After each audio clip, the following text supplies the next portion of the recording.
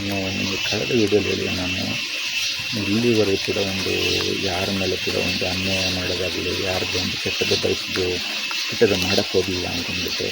ಅದೇ ಇಲ್ಲಿ ನಾನು ಇನ್ನೊಂದು ಏನು ಕ್ಲಾರಿಫಿಕೇಷನ್ ಮಾಡ್ತೀನಿ ಅಂತಂದರೆ, ಯಾವುದೇ ಥರದ ಕೆಟ್ಟ ವಿಷಯಗಳಿರ್ಬೋದು.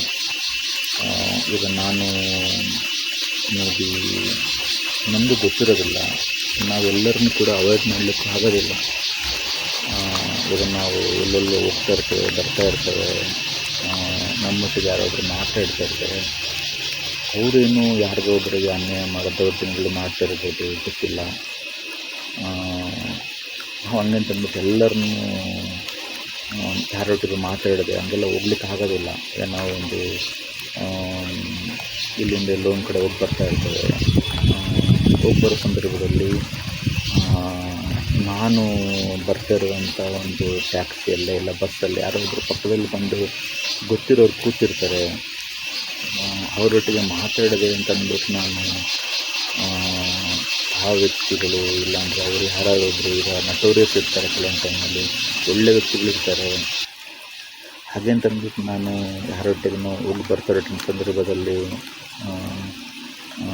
ನಮ್ಮನ್ನು ಯಾರಾದ್ರು ಚೆನ್ನಾಗಿದ್ದೀರಾ, ಊಟ ಆಯಿತಾ ಅಂತ ಕೇಳಿದರೆ ಊಟ ಆಯಿತು ಅಂತ ಹೇಳ್ಬಿಟ್ಟು ನಾನು ಬರಬೇಕಾಗತ್ತೆ ಅಷ್ಟೇ ಹೊರತು ನನಗೆ ಅವ್ರ ಬಗ್ಗೆ ಅವ್ರದ್ದು ಏನೋ ಒಂದು ವಿಷಯಗಳ ಬಗ್ಗೆ ಗೊತ್ತಿರೋದಿಲ್ಲ. ಸೊ ಇಲ್ಲಿ ನಾನು ತಿಳಿಸ್ತೀನಿ ಅಂತಂದರೆ, ನಾನು ಅಂತಲ್ಲ, ಹಂಗೆ ನಮ್ಮಂಗೆ ಇರೋ ತುಂಬ ಜನ ಇರ್ತಾರೆ.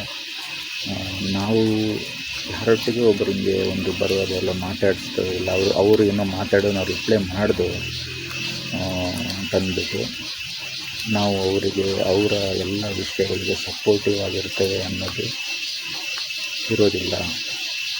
ಖಂಡಿತವಾಗಲೂ ಯಾವುದೇ ಥರದ ದುಷ್ಟಕೃತ್ಯಗಳಿರ್ಬೋದು, ಯಾವುದೇ ಥರದ ದೌರ್ಜನ್ಯ ಇರ್ಬೋದು, ಯಾವುದೇ ಥರದ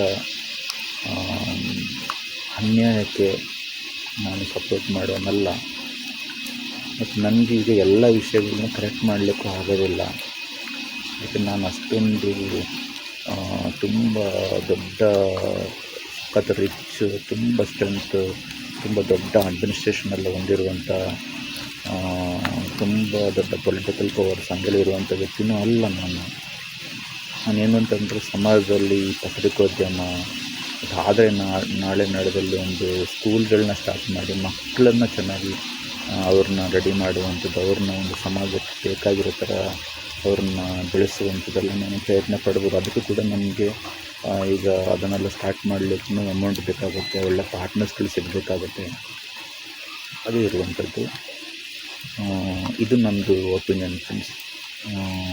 ಅದನ್ನು ಮತ್ತೆ ಇಲ್ಲಿ ನಾನು ಸಮ್ಮರೈಸ್ ಮಾಡಲಿಕ್ಕೆ ಹೋಗಲ್ಲ ಅಂತಂದ್ಬಿಟ್ಟು ಎಂಟೈರ್ ವಿಷಯಗಳನ್ನ ಸಮ್ಮರೈಸ್ ನೀವೇ ಮಾಡ್ಕೊಳ್ಳಿ ಅಂತ ತಿಳಿಸ್ತೀನಿ.